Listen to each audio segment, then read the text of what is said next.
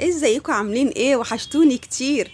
النهارده هعمل معاكم الفتة، بس الفتة بقى من غير لحمة. هنعمل فتة اقتصادية، فتة العدس. هعمل لها بقى رز ابيض مفلفل. زي ما انتوا شايفين كده بنشوح الرز وبننزل عليه بالمية المغلية ونحط الملح ونسيبه يتشرب.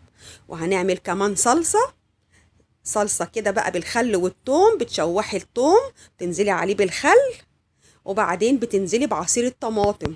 ادي كده عملنا صلصة الفتة اللي ريحتها خطيرة.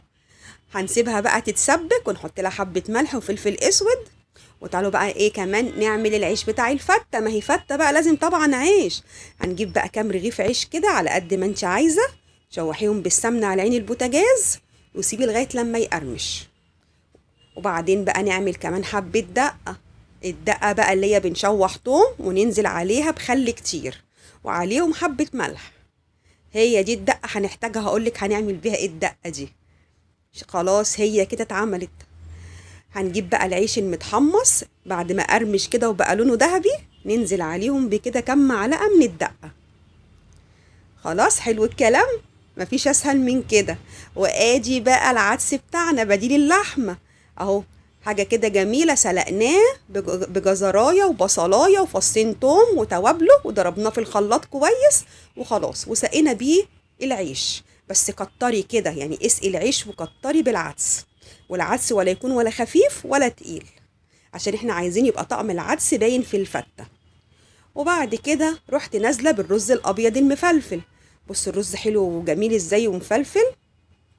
حطي بقى الرز كده، غطي بيه العدس كله. خلاص كده. وبعدين بقى يا ستي هنحط الصلصة اللي احنا عملناها على الوش.